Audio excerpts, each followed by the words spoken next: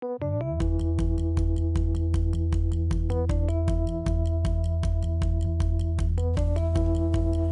afternoon and welcome to this session of the Joint Committee on Human Rights. We're a committee made up of half members of the House of Commons and half members of the House of Lords. And as our name suggests, we're concerned with human rights. And one of the most fundamental human rights is the right to family life. And that is the subject of the inquiry which we are participating in today. This is What Next, the Adoptee Rights Podcast. I'm Gregory Luce, the Executive Director of Adoptees United and an adoptee rights lawyer. In each episode, I talk about the state of adoptee rights around the world.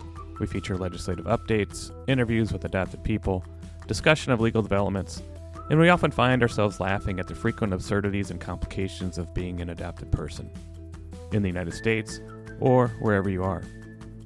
This week I talked to Vicky, a transracial adopted person in the United Kingdom. Many adoptees on Twitter know her as Stoey Vic, and she also hosts weekly Zoom sessions for adoptees, something we'll talk about. She has also more recently participated in one of a series of sessions related to a government inquiry in the UK about forced adoptions. Those sessions ended in late May, and a report is still pending. But I talked to Vicky about all this and more, as she participated from home in rural England, where at times you can hear the birds singing out her window. So how you doing? Yeah, not bad. I'm about to start my new MS treatment this week. No, I didn't know you had MS. Yeah, I mean, this is how this all came about, all coming out of the fog and everything, because I'd found my birth mother's family quite easily years ago, and that I was sort of in. I mean, she'd passed away by the time I'd found them, and so I'm in reunion, but I don't really get on with them very well. So I'd sort of put that to bed. And then I was having these symptoms and I kept getting quite a medical history. And I'm like, I'm adopted. I have no medical history. Right. And they said it would just help. So I took a DNA test to find my father's side of the family. And then found a cousin who has MS, which I then relayed to my neurologist and said, yeah, that's probably what you have too. And then they confirmed it. Fortunately, it's not, it's relapsing remitting. So right. I've only had a couple of relapses and they have not been they gone for my fingers and my hands, so I don't have full dexterity in my hands, but I can walk fine. So it's one of those mad ones that hits people differently. Well, that's wild. I didn't know that you had done DNA and that was linked up to your biological father, and then from there you got what we all should get is a diagnosis. Yeah. That's wild. Yeah. Yeah. So I assume when you went to the doctor all these times, you'd say, you just leave that as part of the form that you fill out blank. Yeah. And say, I'm adopted. There should be a checkbox actually where you say I am adopted, and the doctor can check it off. And I say that for research purposes and as well, because it would be interesting if they are ever able to obtain the de-identified data on adoption and time to actually make a diagnosis of someone who has an illness like MS or something that's treatable. Yeah, I think it's one of those ones, particularly with cancer and that screening. Like within my adoptive family, my father's side have a predilection to stomach and bowel cancer, so he was on a screening list.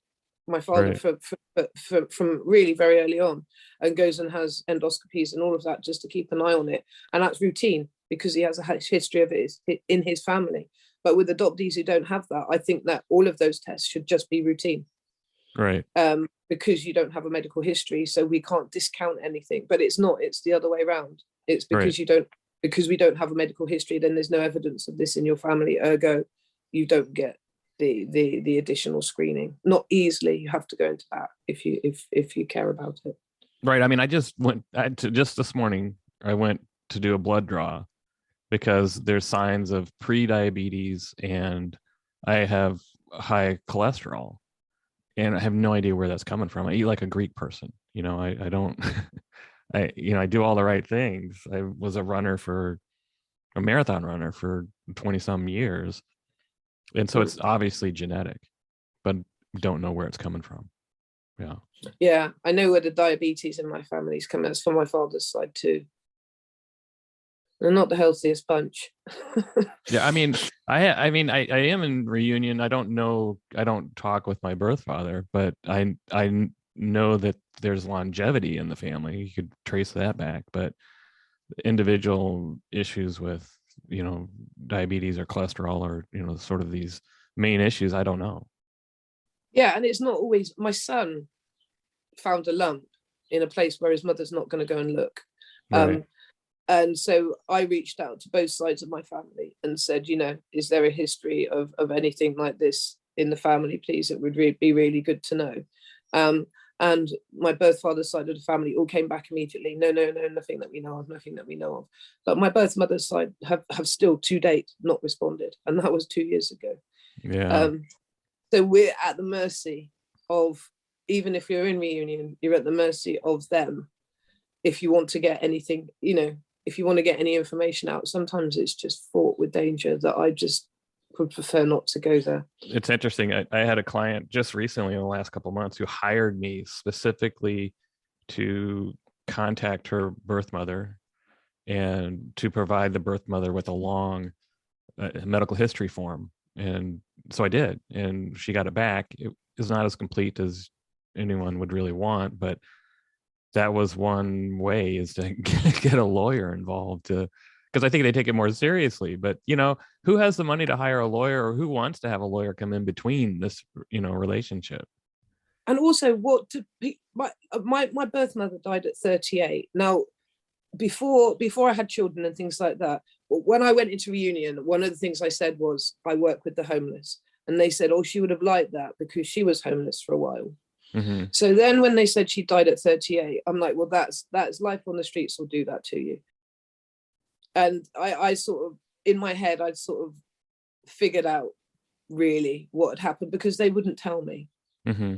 And I didn't really, one of those, I didn't really want to look. I could have ordered her death certificate, but I just didn't want to pick that scab. And they just didn't tell me for years. And then last year, a cousin that I'd never met reached out, and then one of my birth mother's sisters, so one of my aunts, reached out and friended me on Facebook, and then told me at 11:30 at night via text that my mum had died of a drugs overdose. Mm. They didn't think that was important to tell me 15 years ago when we went into reunion. That sort of thing is genetic. That sort of thing goes down through. That sort of stuff is important. Right. And so they had so little regard for me and my family that they didn't even think that it was something important enough to tell me. Right. And that was sort of the last nail in the, they can just. What do you say in Britain? They can just. Yeah, I could use rude words, but they could just go away, right. and stay there. Right. Because they I mean, now I know more of her story. They didn't really care about my birth mother at all. And me, I was completely the wrong color. My birth mother gave birth to me, placed me for adoption, and then went back to live with her sister, who at the time was adopting in a white child. Oh, interesting. So your aunt adopted a white child. Yep. Your at the same time. Aunt. Yeah. At the same time you were being relinquished. Yeah. That's wild. It boggles my. Do you know what I mean? It boggles my mind, those sort of things, because it's like, seriously, that was enough, was it? Just that my father was black. That you're like, no, off you go. Right. And it's so I knowing that in my head, I'm like, do I really want to know these people? Right. Because they're not my people. This is where I kind of back up and say, why don't you introduce yourself, your name, and get your back, what I call the backstory. And I know these backstories can be long, but as best as you can. I mean, I'm a baby scoop era. I was born early 70s. And like I've said, my biological mother was Irish, and my biological father was Jamaican, and he was already married. And my adoptive parents were 22 and 26, and they'd already been married 4 years. And my mother had been told she couldn't have children. They tried to adopt locally and had been turned down, I think basically because they were too young. Yeah, that's young. Yeah. And then my mum had seen a program about how the little black babies were being left in orphanages. And so they thought they might have better luck adopting a black baby and saving them from an orphanage. Right. Which I wasn't in, but there you go. And so they got accepted for adoption, and they got like 24 hours notice to come and collect me from London. How old were you? Well, how old were you when you were was 7 adopted? days. Yeah, that's exactly my age. 7 days, 8 days maybe. Yeah. And I'd been with my mother at the hospital, so she wasn't in a mother and baby home. She had just done all of this independently and then just gone into a hospital, stayed in hospital with me for a week and then relinquished me. And then my parents came and got me. And so from being born in London, which is a hive of multiculturalism, they brought me back to Somerset, which is about as rural and white as you can get. I mean, there's not a lot more colour now, but then there was really very, very little. I mean, I've talked to other adoptees who describe it as racial isolation. Is that how you would describe it as well? Utterly. You have to try and carve out your own identity based on the media. But I'll come back to that, because after they'd adopted me, within a year, they'd had my sister biologically. Mm-hmm. And then they decided they wanted to adopt more black babies. So they adopted my adopted brother, who's half Senegalese, half Scottish. And then they had my little sister. So growing up, you're defined by your story, and your story is constantly being told because people want to know what this white couple are doing with all of these different coloured children. And right. My mum and dad are only too happy to tell them multiple times. I watched Colin Kaepernick in Black and White, and there's a scene there where every time he goes into a hotel and someone tries to chuck him out because they think and then his parents say, no, we've adopted him. And then they start telling the story again. And then someone's like, oh, yes, I know someone has, and it's all happy and smiley and all of that. But it didn't, that's not how it felt to me, because I just didn't like people knowing. Although it was so obvious.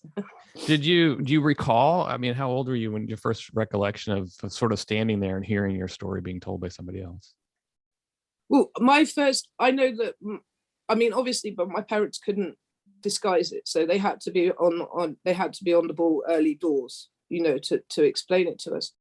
It's ironic because money doesn't change hands in the UK, but my mum and dad told me that my brother and I were shop bought and my sisters were homemade. Shop bought. Yeah. Wow. And my sisters were made.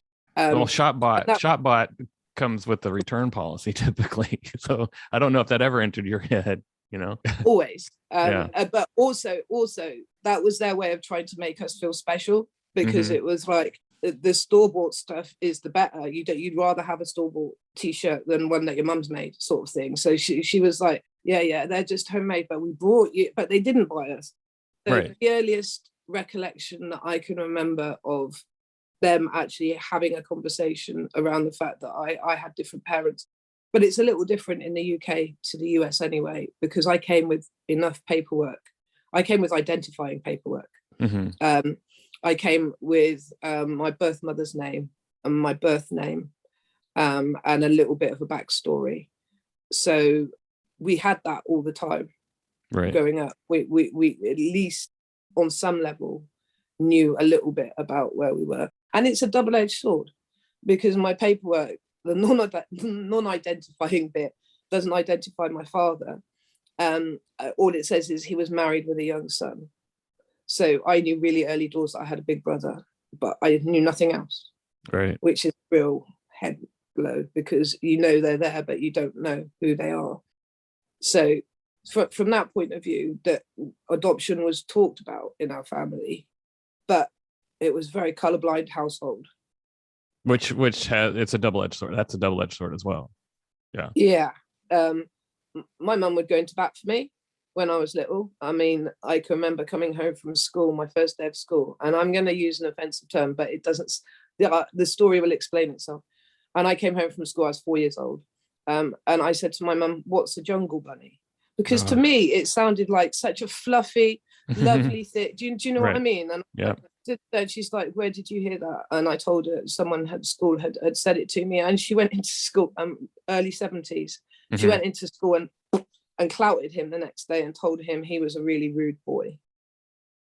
And so she there are times when she really went into bat for us, but at the same time, and she'll still say it to this day, but if you'd been brought up by your birth mother, you'd have been brought up in a white household. So why is this any different? Oh, right. Yeah, well, not recognizing that the severing of all ethnic and relationships. Yeah. And all of the stuff, and some stuff that I didn't put together until later.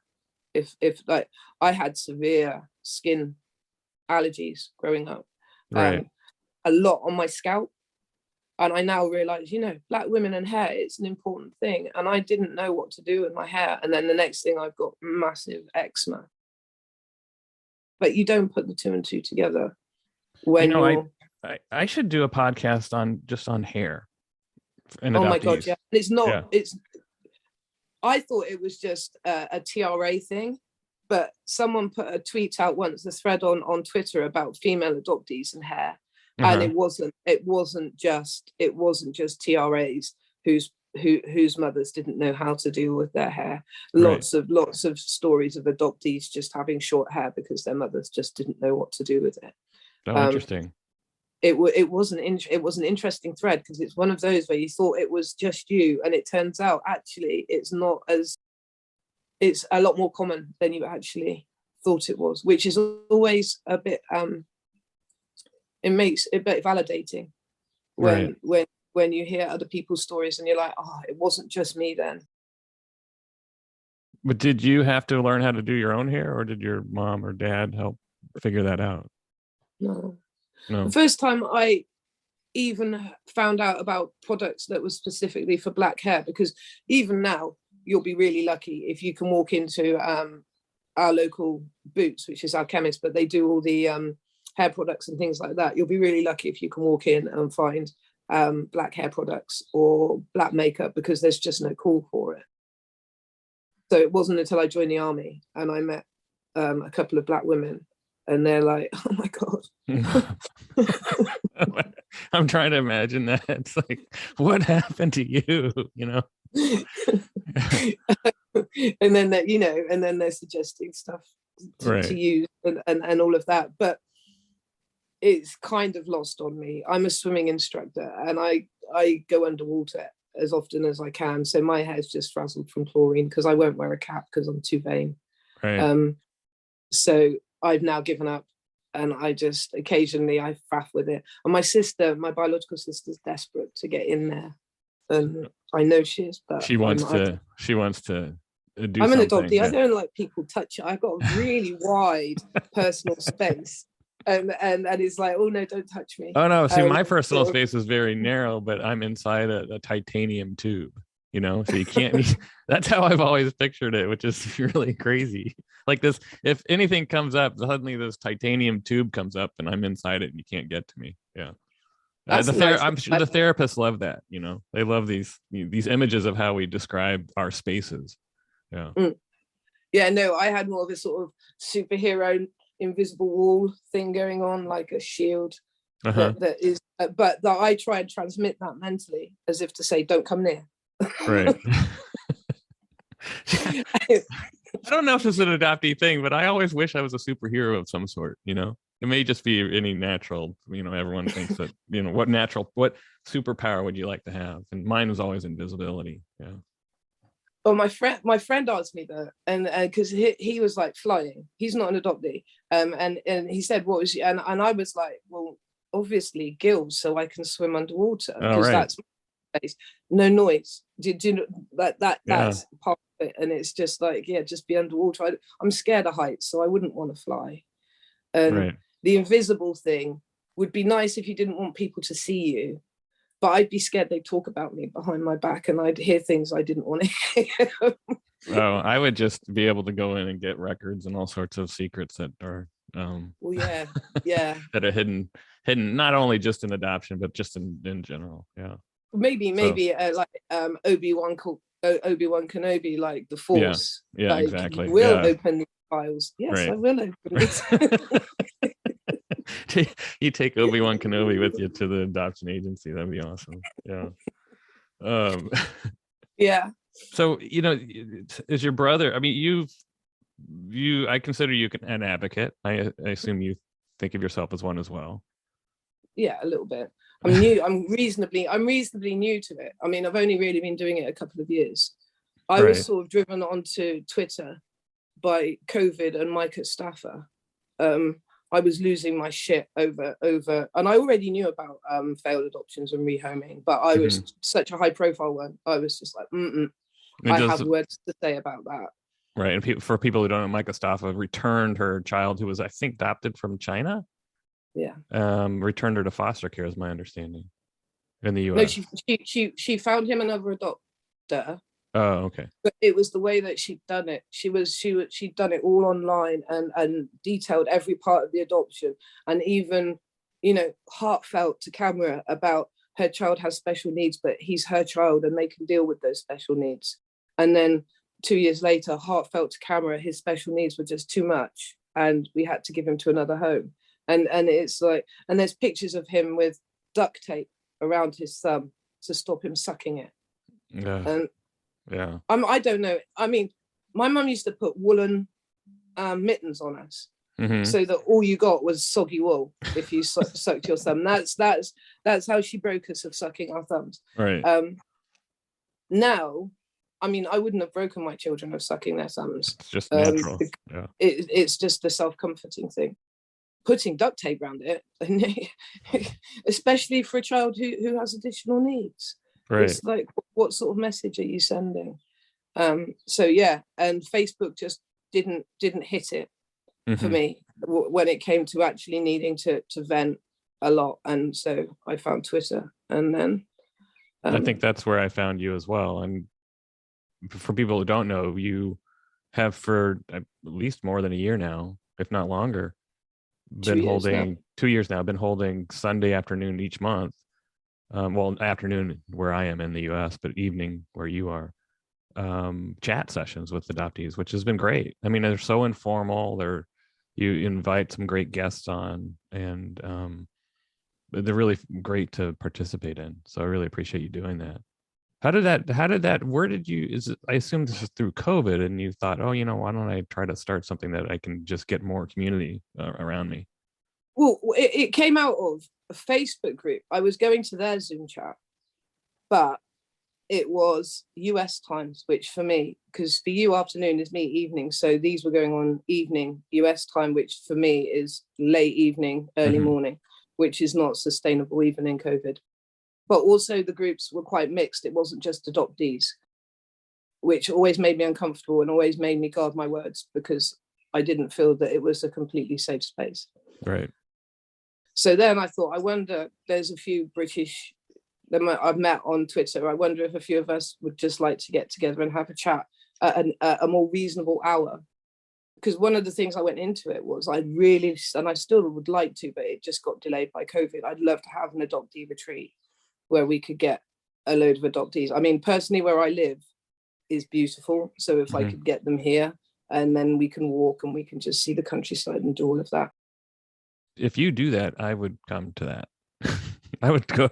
I really would. So it's interesting. The last podcast, I interviewed Erica Babineau, who's on our board of Adoptees United, and she's been working and she's an in-race Black woman adoptee, and she's working to do a retreat as well, and to be what she calls in nature. It sounds like that's what you could do in Somerset as well. Yeah. I mean, we've got some great. I've scoped out a couple. It's just I just need to get a few more people together to sort of support me, because I can't do it all on my own. And so yeah, it's getting 3 or 4 of us together that are really motivated to do it, and then hopefully we can pull it off. Because I've seen a couple of great farmhouses that will house. I'm not looking big. I'm looking 10, 12 adoptees. Right. Where I live, there's an airport an hour's drive away as well. So if our friends in Ireland wanted to join us, they could fly in and be with us in a couple of hours. How do you imagine how the retreat would work? Or you even gotten that far? There's something Cindy runs retreats in the US. So I've taken some leaders from her, because at one point I thought one of the adoptees that I know in our village, another TRA, is a caterer. So I thought, I'll just get Sasha in and get her to cater it. But actually cooking together, Cindy said, was something that was just really good fun at her retreats. So I thought, and then I'm being led by some people. What would you like to see at the retreat? There's talk of like having a book club. So we've read a couple of books going in, and then we can all sit around and discuss them. And then some fun stuff like getting a psychic and having an evening of everybody bring their adoptee playlists, and we'll talk through what music you're listening to on your adoptee playlist and why, and maybe get a few tunes off each other. And maybe some Reiki healers and a bit of the hippy dippy shit. I live near Glastonbury. It's easy to scare up those sort of, that sort of Zen and wellness and mindfulness. Right. And then just have it at a time of year we can be outside. Right. Personally, I live in an area of outstanding natural beauty. That's its designation. Being able to open the door and just be outside and hear nothing but birds and the very occasional car, and having no light pollution and things like that is something. And if you live in a big city, just being able to be in a space and scream, and no one being upset by that, or not having police cars come and things like that, and being able to have big old bonfires, because you can't do those in the city either. Right. And just enjoying being in together in an area that's nice. And most of the time, it's just, like I find with the Zoom, it's just having people there, and when we talk about a subject, you'll see everybody nodding, or everybody shaking their heads together, and it's so validating. Right.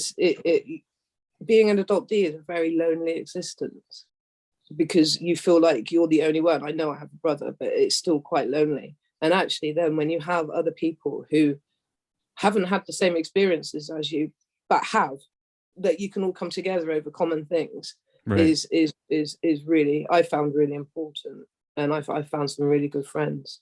Do you think this would be this summer, or are you talking next year, or even after that, or the fall? I'd like to look at September, because the children will have gone back to school, so we'll get cheaper prices. That's really for accommodation. That is great living in this area, but we're a tourist area, so prices reflect that. If you want to rent accommodation, I'd like exclusivity. I'd like it to be a space that we can have as ours, and not have people wandering through on their way to the bar if we're in a hotel, or I want people to feel that it's a safe space, and if we want to talk, we can really talk. And also, if people want to come with their families and find a bed and breakfast close by, or an Airbnb close by, then they can totally do that and have their families there, and maybe on the Sunday we'll all meet up and have dinner. Do you know what I mean? I love all of that. That sounds so great. Other people that are hoping to achieve it as well. I'm not on my own. There's How to Be Adopted on Twitter. She's been holding London meetups for adoptees, and she's hoping to hold a retreat, which is really encouraging. And it's funding, really. It's finding the funding to just get off the ground, because we're adult adoptees and there's no real funding out there.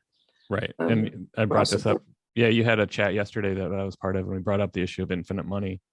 And I think this would be one of those things that we could do with infinite money, is have retreats all over the world, basically. I think so, because, when you ask that question, my immediate response is to go to, we need to stop it happening anymore. Because I think, I don't know, my own perspective was, I don't want anybody else to go through what I've gone through. So I'd like to stop it immediately. And then we'll look at healing the adoptees, almost putting myself in second place to, let's stop it now, and then we can talk about my healing. Right.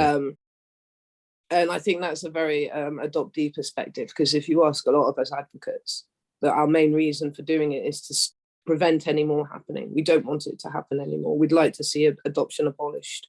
We'd like to see more parents looking at legal guardianship, special guardianships, kinship cares. I'd like to see local authorities exploring kinship care more, looking at much more than just the grandparents. Let's go wider. Let's look at aunts, uncles, cousins. If you can keep a child within the family, keep them within the family. Mm-hmm. Yeah, I mean, infinite money would go towards an advocacy component that, you know, I mean, with infinite money, you can do whatever you want. You could have both. Exactly. Yeah. I like to think of it that way. And it's, you know, we'll never have infinite money, but hopefully someday we'll have enough money that we can do a lot of these things. Yeah. Yeah. My hope had been with the government inquiry that they'd look at adoption through the eyes of adoptees and birth mothers, and then start to realize how destructive it can be. And we as the Baby Scoop era adoptees, the experiences and the stories that we were telling were not unique to 1949 to 1976. Mm-hmm. It's still happening. It's very much still happening. And unfortunately, as speaking as someone of color, it's happening more prevalently in families of color. Right. We have a radio station over here called LBC. And one of the contributors is an MP called David Lammy, and he's a Labour MP in London, but he's also an adopter. And he did a couple of shows on adoption, and I was just about losing my shit. So I phoned in, and he actually put me on the show. And I was really polite, and I was really good, and I didn't get angry. I just tried to put a point. But one of the things that he kept going on about was there's not enough Black adopters. And I was like, hang on a minute.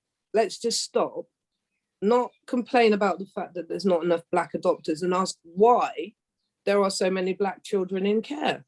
Right. That's what we need to look at, not encourage adoption and make it this wonderful thing. Let's find out why these children are there and see what we can do to support them not being there. Because one of the statistics that came up on Twitter recently is children that are in care have levels of PTSD that are double veterans that have seen active service. Mm-hmm. Yeah. I'm a veteran. I didn't see active service. I'm a veteran. That is staggering. Right. That is absolutely staggering that we as a state can do that to our children. And then when they become adults, there's no infrastructure in place for them to deal with that trauma. Right. Which there is. It's so interesting to see the solution as this MP did, as you just said, as adoption as opposed to family preservation or support for the mom or the family to and retain that kinship. The thing they won't get their head around is family preservation is cheaper. It's a lot cheaper. You know, I think the Saving Our Sisters statistic in America is about $3,000 that would give an expectant mum the stability she needed to parent. Mm-hmm. How many tens of thousands of pounds per baby go into adoption? Right. £3,000 can keep a child with their parent. For me, it's an easy sell. Do you know what I mean? Family preservation is cheaper. Right. We're living in times of austerity. Let's go for the cheaper option and develop family preservation and see if we can actually keep more children in, if not their own homes, the homes of their kin. Right. And I want to come back to the inquiry because that's a really interesting thing that's going on there right now in the UK. Yeah. But I find it interesting. So you grew up in racial isolation. You had a brother who also did, and I think really it sounds like when I've talked to you before, he doesn't really think about it a whole lot. But I'm wondering, did you end up back in Somerset where you grew up? And I'm wondering, did you ever go away? Did the army allow you to get away and then you came back?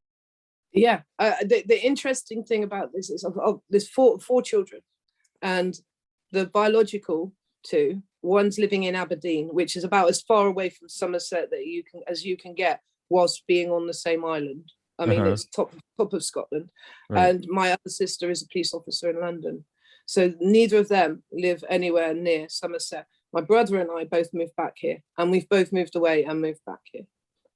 He went to university in Manchester. I went off to the army. I lived in Germany for 2 years. Mm-hmm. I've been, but it's like, yeah, Somerset might be racist, but they're my racists. And I know who they are, and I'm more comfortable, I think, I'm quite isolated. Right. Our village isn't huge, and I live out of it. I live about a mile out of the village, Right. and there's only about 16 houses there are in our hamlet. And I do get involved because I've been doing a lot of community work around veterans, because that's, you know, and I did PTA duties and all that nonsense. Mm-hmm. But I don't socialize in the village anymore. I don't choose to spend time there. It sounds a little bit, I mean, it's not a fair comparison, but a little bit about the US South, where, you know, race is, you know, in general, that what you're going to get.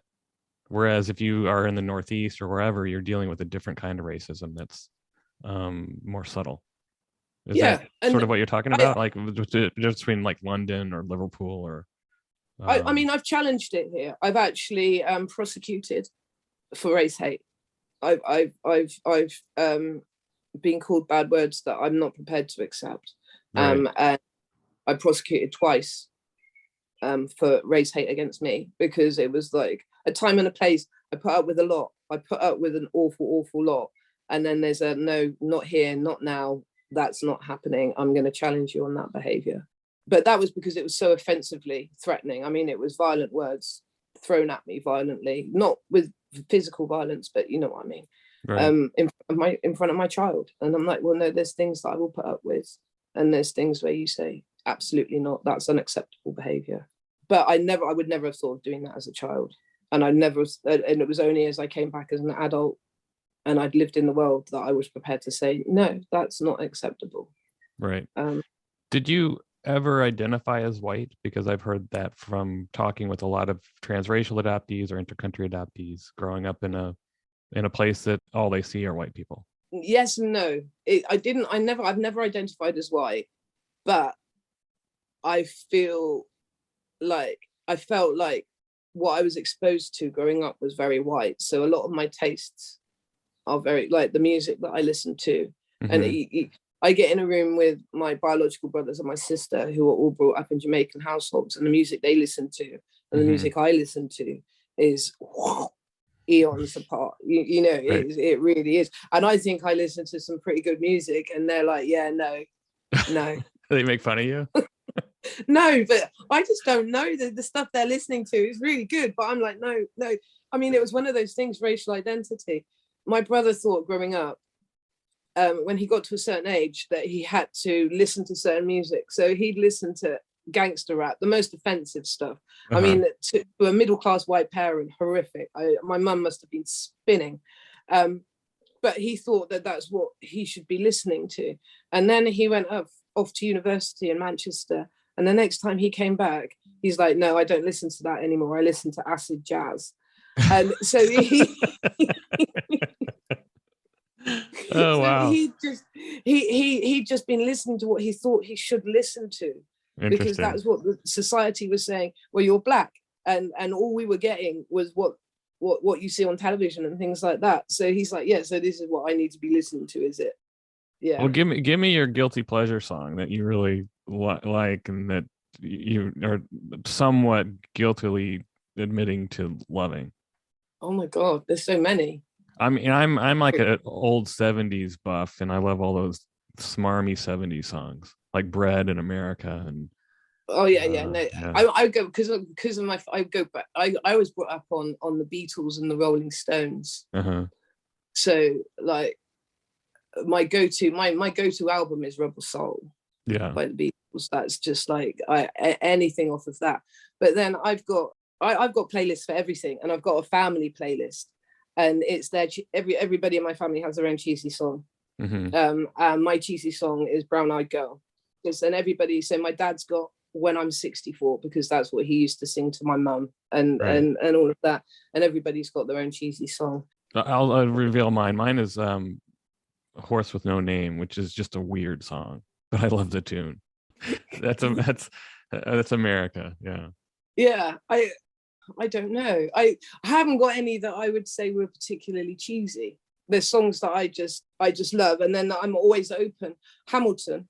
I mean, anything from Hamilton. My daughter got me into that, and I'm a little bit obsessed. Yeah. And yeah, the multicultural cast, I just went, yes, yes, and yes.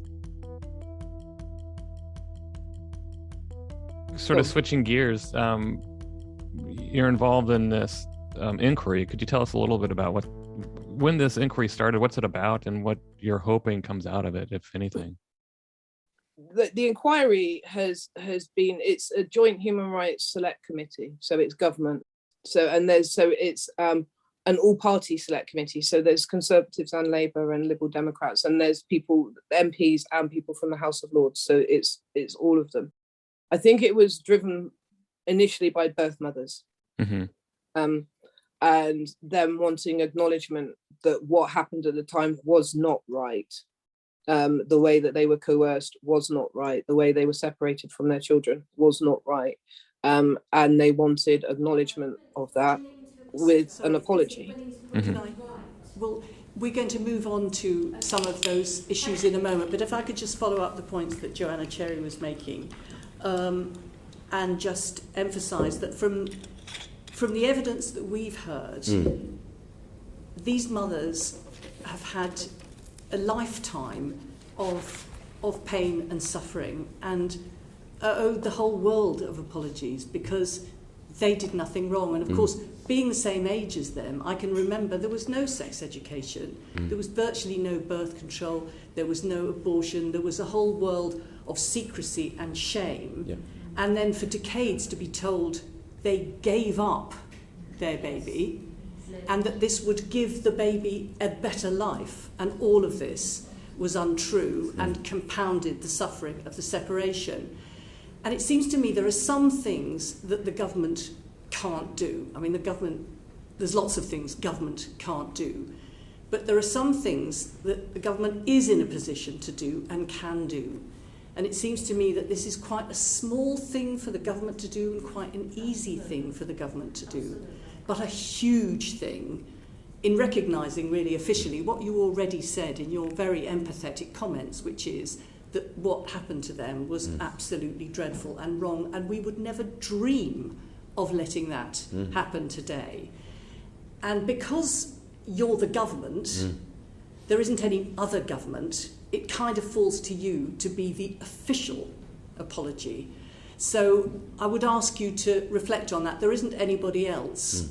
You know, we don't have a president or somebody else who can give an apology on behalf of the state, not just on what the state did, but on what happened. The request for an apology was essentially rejected by the government. But there are other issues that came up in this process as well, driven by adoptees like Vicky. Those included annulment, how forced adoptions had affected the children of adoption who are now adults, and what those adults need today in services and in support. We were all given an opportunity to submit either a written statement or you could fill in a questionnaire just to give your views that you could submit to the select committee. And then so far they've had 3 sessions, technically 4, but 3. And the first session was professionals who have done work in the field, talking to the select committee and answering questions about what they found in their research and and it was really interesting to watch. The second session was birth mothers talking about their experience. The third session was adoptees talking about their experience, but the second and third sessions were held at the same time, one after the other, so it wasn't a separate. The next one that I went to was a roundtable event where they had maybe 18 adoptees and 18 birth mothers, and we were separated out onto 6 tables. They didn't mix us up, so my table was adoptees, all the adoptees sat with adoptees, and all the birth mothers sat with other birth mothers. And then we had a member of the select committee each on our table, sort of asking us questions and asking us our views, and all of that was being taken down and noted. And then they take all of that away, and then on Wednesday this week, the Minister for Education, who is really in charge of the whole adoption thing, is giving he's giving evidence at the select committee in London. One of the big things I think you heard last night talking to other adoptees, we all had our own not agendas, but we all had issues that we wanted to make sure were raised. And one of the good things about the roundtable event is I found out a lot more of issues that I hadn't really contemplated. I hadn't really thought about adoptee annulment because it wasn't something that I'd really I'm not bothered about. Right. But then when you hear people's stories and why they want annulment, it's like, no, we're absolutely behind that. Absolutely, you should be able to annul your adoption and just walk away and take all these people's names off of any documentation. Right. You know, the trauma of having to see somebody's name that you have trauma attached to when you get married, anytime you have to bring your birth certificate out or your adoption certificate out for proof of ID, you've got a name there that just, no, you should be able to go to court and have all of that taken away and taken off your certificates. Right. But it wasn't something that I'd really thought about. So the big thing with us in this country is the therapy, and the lack of access to it. So hopefully we're going to see some movement there and make it a little bit easier for adult adoptees to access. I think what you were discussing with everybody yesterday was if you seek out therapy that's specifically related to being an adopted person, you're sort of dumped into just a general therapy group, and it's very hard to find anyone. In fact, I think what I was learning yesterday is there's no such thing as a adoption informed therapist. If you want to deliver adoption based trauma therapy, whether it be to children or adults involved in adoption, you have to be registered with Ofsted, which is the overseeing government body, which normally is involved in education and children. So even as a 50-year-old female, I have to go to Ofsted, who dealt with my children's education, and now they're out of that as well. So I should have no more dealings with Ofsted. And if they want to talk to me about adoption, they have to be Ofsted registered. And if they're not, they leave themselves open to prosecution. If they address, if they counsel me on adoption, and they're not Ofsted registered, and it got out, then they could be liable to be prosecuted. Wow, interesting. Yeah. So you're working to try to change so it's easier to get appropriate therapy for someone who's adopted. Yeah, that you should be able to, if you find a therapist that clicks with you and does, is trauma informed and that actually you can work together on, you should be able to access them, whether they're Ofsted registered or not. We do want to see accreditation. We don't want just any old Joe saying that they can deliver adoption therapy. There does need to be a little bit of safeguarding involved, but at the moment it's made it completely inaccessible, and I've seen letter after letter of people just being told by their health authority, we just can't help you, sorry. Which, when you look at the levels of prevalence of mental health issues within the adoptee community, seems really shocking. Right. Actually, because with veterans, and I know this because I'm on the inside, because we have a covenant, there's an Armed Forces covenant in this country, and it covers a few things. And one of the things it covers is healthcare. And if I went to my GP and said I have trauma related to my service, I would go completely to the top of the queue. There'd be no 6 months waiting. It would be as soon as we can find you a competent therapist that can work with you, you'll have one. Right. Because you have the code at the top of your file that says you are a veteran. And I think that's ludicrous. Right. Not ludicrous that the veterans absolutely need it, but that adoptees don't have the same sort of, and looked after children don't have the same sort of code that immediately sort of gives them a bit of a green light into the mental health services with as little messing around as possible. Right. Well, I hope you're successful. I mean, are you optimistic, or it's hard to say? I think Ofsted have already said that there's news coming around that. So I think that I mean, we've been this has been a thing for years. It's not a new discovery. Right. So yeah, when we were at the round table, there was a man from Ofsted that went and sat at each table, and he said to our table, he said to another table, we've got news coming on that. When I heard about it, I was like, great, we'll have a piece of work that shows just how destructive adoption is, that can be used globally, that you could roll out and say, look at this, look, we have this now, it's in evidence, it's been done by a government, it's a report. I don't think that's going to happen. If it does happen, it's really the next steps after that as well, because this has happened in Canada, it's happened in Australia, it happened in Ireland. It happened in the Netherlands. It's happening in Switzerland and other countries. Some of those are related to intercountry adoption, not domestic. But whether those next steps, though, are implemented is left to be seen, really. But yeah, I mean, and hopefully it'll influence the U.S. We've never in the U.S. had anything remotely like looking at the past practices and making recommendations of some, could be reparations if you're impacted by the Indian Adoption Project. I don't see that happening in the U.S. currently, but I think it should. Yeah, I mean, one of the myths I think that UK adopters throw at US adopters is there's no money involved over here. Right. No, but that's wrong, because the prevalence of international adoption means there's absolutely money involved. That absolutely international adoption involves money changing hands. So we're not above buying babies in this country, and we would rather leave children in foster care than adopt. They'd rather people in this country would rather go abroad and get a shiny new baby than actually adopt a child out of care. Then what is adoption for? Because we shouldn't be going to other countries and taking their babies. Right. And that's regulated separately from the domestic infant or even adoption out of care. You still have to do all the home study and everything. You can't just go and buy a baby and bring them back to this country and say they're yours. You still have to go through the adoption process in this country. Right. Yeah. It involves, government involvement. Right. So but there's no infrastructure in this country for international adoptees at all. There's nothing. When I talked to PAC UK and they were talking about working with adoptees and searching and things like that, and I said, well, what are you doing for international searching? Because it's going to become prevalent. And he didn't have an answer at all. You're an organization around adoption. You need to start doing this. You need to get this in, because there's going to be a deluge. Mm-hmm.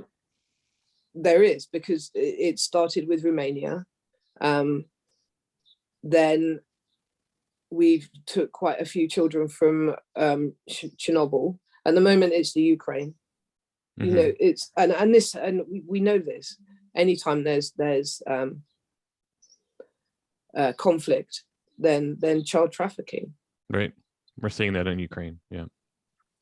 And people don't like you using that term, but I tell it as I see it. If money's changing hands and you're moving a child from one country to another, you're trafficking them. Mm-hmm. Yeah. That's pure and simple. And if you say it's from a registered orphanage, well, how did that child get into the orphanage? Are they an orphan? Because we know that a lot of children aren't. They're just paper orphans. They're not actual orphans. You're not saving them from anything. That if you had that money to go over there and purchase them and come back, would it not have been better just to send them that money and support them in situ? Right. If you care that much about a child, I have friends doing that, supporting children. Just that way, yeah. Yeah, and paying for their schooling and their school uniforms and things like that. But they're in their home, they're in their country, right. They're with their family. Why aren't we doing that? Is the inquiry at all looking at intercountry adoption, or is it mostly focused on the domestic? No, it's completely domestic baby scoop adoption. Yeah. And the baby scoop era is a term we use here in the U.S. and loosely refers to 1940s through early 70s, but it sounds like you have a distinct period as well. Yeah, their dates are 1949 to 1976, and that's around government acts. Mm-hmm. The government the government acts around adoption changed in 1975. Mm-hmm. So they're saying that that's how they've defined that period. Or they're claiming there's no coercion after 1976. Yeah. Ridiculous. Yeah. Absolutely ridiculous. Right. Abortion was legalized in our country in 1967. Mm-hmm. But I mean, this from over there, legalizing something doesn't make it easy to access. Right. The birth control wasn't even easy to access for single women Mm-hmm. They you know, they're in through the back door and don't tell anybody about it and get a million questions as to why you need it. That just so I can't imagine what it was like for these women. I really can't. Given that I'm a lone parent and that I've brought my children up for the last 15 years on my own, the thought that someone could have told me that I couldn't have parented my children just because I was single is a joke, you know. Right. And that's what they were being told. They were just being told, you're young and you're single, you can't parent. There you go, end of. Was it also like in the US where there's a stigma of being pregnant when you're not married? Oh yeah. Okay. And I heard some real horror stories from the birth mothers about not just how they were treated within those homes, but how they were treated within hospitals when they then went into hospital to have their baby. If they went into hospital to have their baby, the NHS, which we regard as this bastion of universal healthcare and things, the treatment they received at the hands of some of the midwives is truly shocking and appalling. Like denial of pain relief because you need to feel this because you're a bad woman. All of this sort of nonsense. Right. So actually making the actual birth a lot more traumatic than it needed to be. Right. And that's within the NHS. That's not just nuns in mother and baby homes. That's nurses that have been trained not to do things like that. Right. Listening to some of those stories was just like, wow. And that was part of the inquiry. The birth mothers testifying about their experience. Yeah. Absolutely. And you know, listening to the professionals first was good, because a lot of the questions that the MPs and the Lords had were around choice. And what choice did these women have, and what choices did they have? And I think at the end of the day, if you listen to the whole thing, you'll realize they didn't have any. Like the women that ended up in mother and baby homes and things like that they're there because they ran out of choices. Right. And it's just so crazy that it happened there, it happened here, it happened in Ireland, happened, you know, Canada. And yet we don't put it all together and say this is a problem. Yeah. That's addressed. But we still, I mean, we put it together, but policymakers don't put it together and say, hey, there's something wrong here. It's not just isolated. It's not an isolated incident. This is a global. It's a global problem. But in this country, adoption is still the gold standard. Right. That for looked after children, the adoption is the gold standard. While I will agree, raising children in a family is infinitely, infinitely better than them being in foster care. You can do that without erasing their past and their heritage and all the stuff with adoption. Right. I think we may make progress there. I hope. I don't know. Do you have issues like we do with birth records?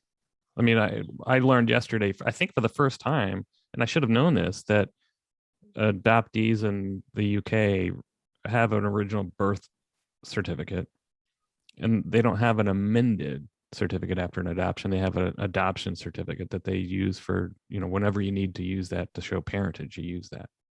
Well, I only realized when I was when Jude was showing hers that mine was different to I knew mine was different to my biological siblings because they had long certificates. Over here, you can have a short certificate, which basically just says where you were born, when you were born, and that, or you can have a long certificate which also has your parents on it. So both of my sisters had long certificates, and we just had the thing that Jude held up last night, which is a record of birth.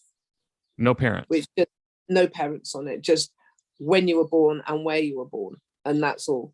So that combined with the certificate of adoption that you get after an adoption would show, well, obviously you'd show that you're adopted. If you need something showing your parents, right? So when I joined the army, the record of birth wasn't enough. You needed the adoption certificate as well to show who your parents were. So yeah, you needed the two in combination. But for a lot of things, that record of birth is enough. For my passport, that was enough. And then and I always get this wrong. There's pre-75 and post-75 adoptees, and the rights are a little bit different in looking or obtaining the original birth record. Yeah, there's this thing that if you were adopted before 1975, everybody's entitled to their records at 18, but there are some provisos, and I didn't know about these as well. If they think that the adoptee is at harm by knowing some of the information in the records, they can redact or withhold, and vice versa if they think the biological family would be harmed. by the adoptee knowing information they can withhold. But other than that, at 18, you can apply at your social services for your records. If you were adopted before 1975, you have to have half an hour or an hour's of mandated counselling with a social worker. But honestly, mine was ridiculous. It was about 10 minutes of being told, be prepared to be rejected again. Don't expect too much. Thank you. Yeah, and that was it, really. I didn't learn anything particularly new. It put a bit of meat on bones, and it gave me my father's name. I got things like, I've actually got the piece of paper that my mum signed away her rights on to me, you know, and things like that. And I got addresses and things like that, which I didn't have before. But it didn't really change anything at the time. When I got my records, it didn't really change anything. It wasn't until I had my daughter that I needed to know more. I think that's similar with a lot of adoptees. It's once you have kids, everything changes. Once you have someone who is yours in the biological sense, it changes. At least it did for me. Yeah, as well. I think it's, again, like when I prosecuted for race hate, it's because it was in front of my children. I think it's what you will accept for yourself compared to what you will accept for your children. So I'd accepted for 28 years that I have no birth record and no medical records. And when they said, you know, medical records, I couldn't give them anything adopted. But then when they were asking for my daughter, and I can't give them anything, I'm like, no. She can't go into the world blind as well. I need to find out more. I need to make sure that there's nothing that's going to come and bite her on the, you know, without her knowing. And I think it was more out of a need to provide for them a medical history than it actually was for me. It was like, no, you can't do all the shit that I've had to. You can't, growing up, you can't. You know, you need to be able to say, we have a medical predisposition for this or that, or, you know, like you, diabetes, or birth fathers, family, all of them, it's good to know. Right. Do you know?